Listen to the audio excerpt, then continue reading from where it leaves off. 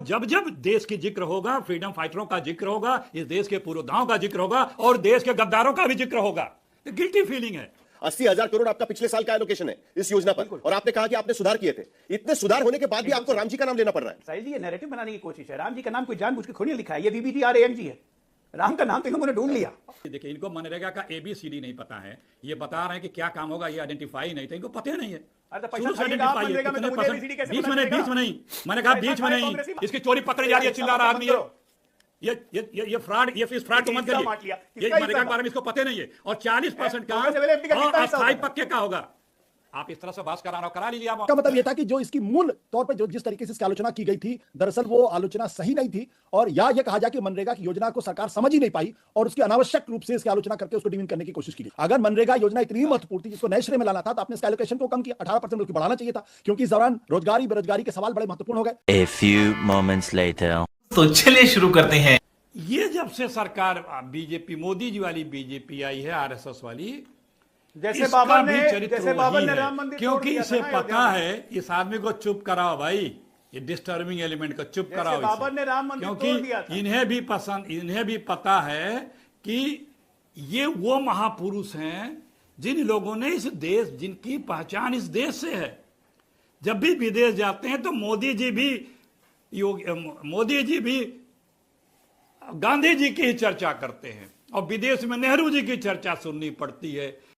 बात तो सही है। और जब जब देश की जिक्र होगा, फ्रीडम फाइटरों का जिक्र होगा, इस देश के पुरोधाओं का जिक्र होगा और देश के गद्दारों का भी जिक्र होगा, तो गिल्टी फीलिंग है सरकार की तरफ से कि हम मनरेगा में सुधार कर रहे हैं।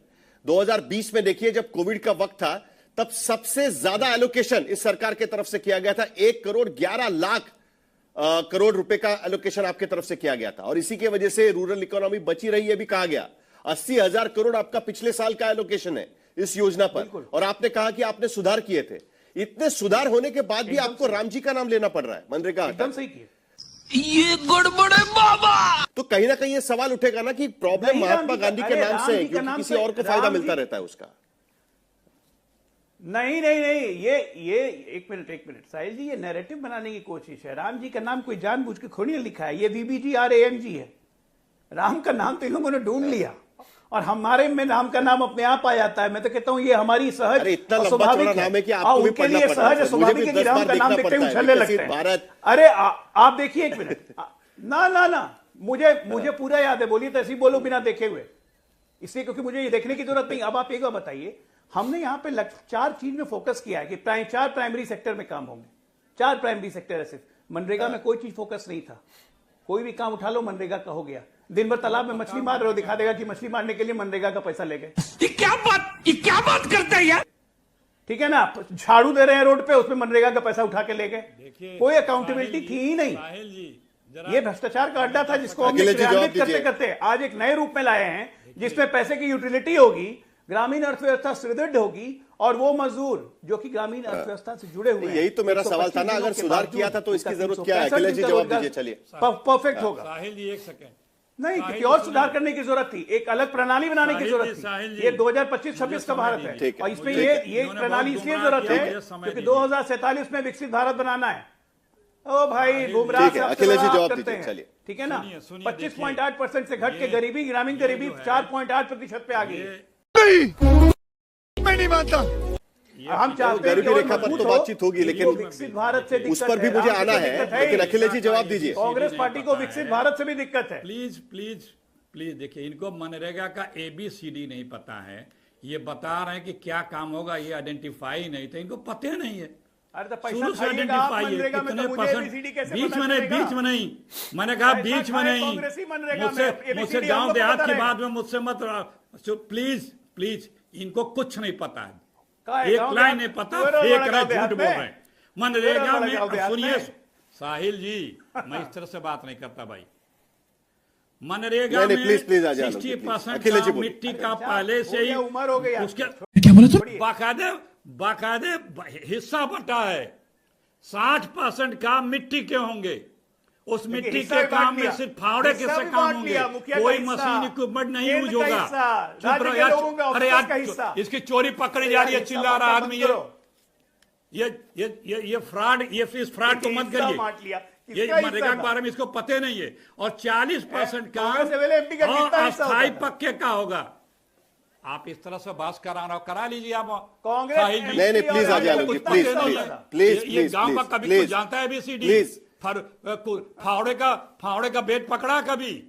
मनरेगा का रजिस्टर होता है जानता कभी? पहले यही नहीं, अभी और सुनिए, रजिस्ट्रेशन होता है जानता है ये? उस लेबर का अकाउंट जुड़ता जानता है ये? मनरेगा का कार्ड बनता है जानता है ये? चलिए पर्सनल नहीं, अगर व्यक्तिगत नहीं, मुद्दा मनरेगा पर रहेगा, बोनस मिलता जानता है बाबू के नाम पर रहेगा, लेकिन व्यक्तिगत नहीं होगा प्लीज। अरे दोनों से मेरी दरख्वास्त है कि व्यक्तिगत नहीं होगा प्लीज। आदमी व्यक्तिगत नहीं होगा, ये कुछ नहीं अजय आलोक जी प्लीज व्यक्तिगत नहीं होगा। कोदारी है, कड़ाही बोलिए, ये कुछ नहीं जान रहा, ये सिर्फ यहाँ बैठ के मंत्रालय नहीं आग रहा, मनरेगा का ABCD नहीं पता है, यहाँ बैठ गया बोलने के लिए। इसकी आवाज क्यों नहीं म्यूट करता आपका PCR? जवाब मिला। इतना महत्वपूर्ण डिबेट है, गुमराह कर रहा और इसको बोलने दे रहा आपका PCR। अजय आलोक जी प्लीज बीच में नहीं। अखिलेश जी मुद्दे पर चलिए, आपकी बात खत्म करिए, अननेसेसरी समय व्यस्त हो जाएगा उसमें। चलिए इसको मैं दोबारा चलिए, ओके, आप मुद्दे पर आइए। इस व्यक्ति को ABCD भी मनरेगा का नहीं पता।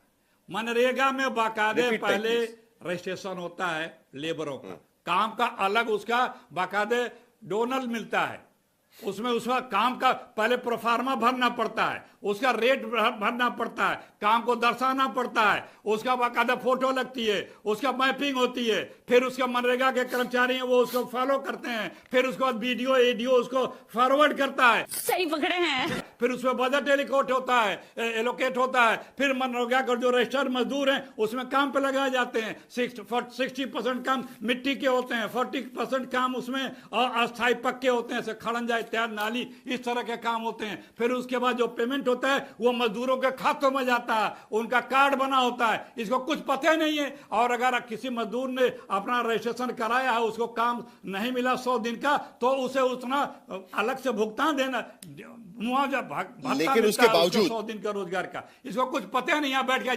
जा करते रहे। तब कांग्रेस का यह बार बार कहना था कि महात्मा गांधी का नाम क्यों हटाया गया, और सचमुच में इस पूरी योजना का फायदा कांग्रेस को किस तरीके से मिला, वो भी जरा आपको दिखा देते हैं। आशुतोष जी आंकड़े बड़े इंटरेस्टिंग है, संगीत रागी जी आप भी देखिएगा। 2009 में कांग्रेस के वोटों में जो जंप हुआ है, उसके पीछे मनरेगा जैसी स्कीम जो पूरे देश में हर डिस्ट्रिक्ट में लागू की गई थी, उसका सबसे बड़ा फायदा उनको उस तरीके से हुआ है। वहीं दूसरी तरफ भारतीय जनता पार्टी जो 185 सीटों पर थी रूरल सेक्टर्स में, वो जरा नंबर्स हम आपको दिखा रहे हैं, वो उनका नंबर्स वहां पर घट गया, ये भी वहां पर देखा गया था। ये चुप है। सबसे ज्यादा एलोकेशन भारतीय जनता पार्टी की सरकार के समय पे हुआ है, 35,000 करोड़ 2014 तक हुआ करता था, 80,000 करोड़ तक पहुंच गया। लेकिन उसके बावजूद महात्मा गांधी का नाम हटाने के बाद जी राम जी, ये जो अपभ्रंश उसका एक तरीके से किया जा रहा है, उसी का फायदा कहीं ना कहीं हो सकता है, और ये इलेक्ट्रल फायदा भी इस तरीके से देखा जाता है। आशुतोष देखिए साहिल, अब ये तो सरकार का प्रोगेटिव है कि महात्मा गांधी का नाम रखना चाहती है, जी राम जी के नाम से करना चाहती है, जय श्री राम के नाम से करना चाहती है, उनका प्रोगेटिव है। मुझे लगता है असली डिबेट इस पे नहीं है। असली डिबेट इस बात को लेकर यह है कि जिस मनरेगा को देश के प्रधानमंत्री नरेंद्र मोदी ने on the floor of the house एक तरीके से कहा कि देखिए कांग्रेस पार्टी ने आपको गड्ढा खोदने के लिए मजबूर कर दिया और उसको एक तरीके से डिमीन करने की कोशिश की थी, वो मनरेगा की योजना कोविड के समय इसी सरकार के लिए एक आशीर्वाद के तौर पर काम किया उसने। शाबाश। और अब उसी को वो एक दूसरे फॉर्म में लाना चाहते हैं। इसका मतलब यह था कि जो इसकी मूल तौर पर जो जिस तरीके से इसकी आलोचना की गई थी, दरअसल वो आलोचना सही नहीं थी, और या यह कहा जाए कि मनरेगा की योजना को सरकार समझ ही नहीं पाई और उसकी अनावश्यक रूप से इसकी आलोचना करके उसको डिमीन करने की कोशिश की गई। दूसरी बात क्या है कि मनरेगा में जो फंडामेंटल इशू था वो क्या था कि अगर कोई भी आदमी गांव के अंदर है, अगर वो डिमांड करता है तो उसको एम्प्लॉयमेंट देना सरकार की जरूरत थी। ये एक फंडामेंटल राइट टू एम्प्लॉयमेंट भी एक तरीके से था, बेसिक राइट टू एम्प्लॉयमेंट था। और अभी तो रुको, क्लाइमैक्स अभी बाकी है।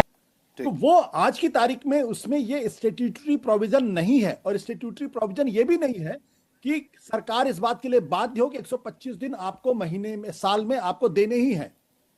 ये जो प्रावधान मनरेगा के में था कि 100 डेज की गारंटी थी कि आपको देना ही पड़ेगा कि किसी आदमी ने डिमांड किया, तो इसमें ये स्टैट्यूटरी गारंटी नहीं है।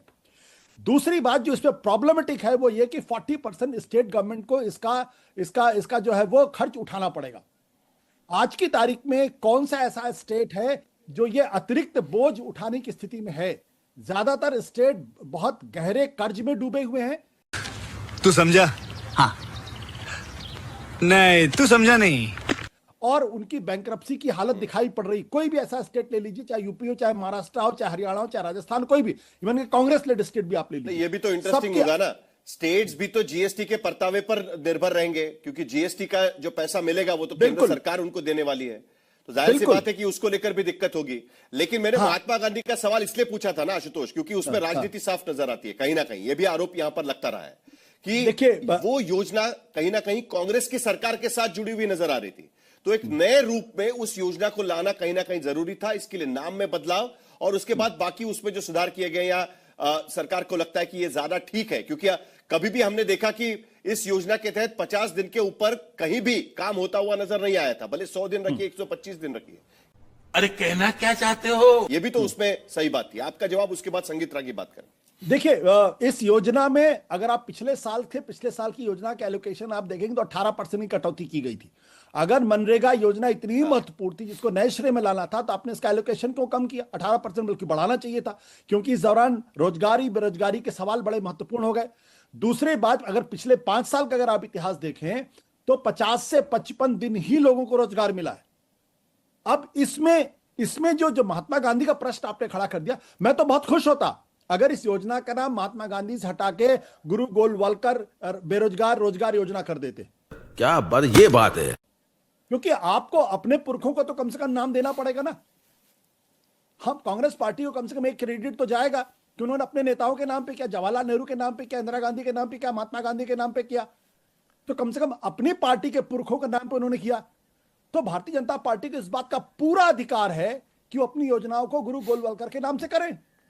मुझे कोई आपत्ति नहीं, मुझे नाम में कोई आपत्ति नहीं।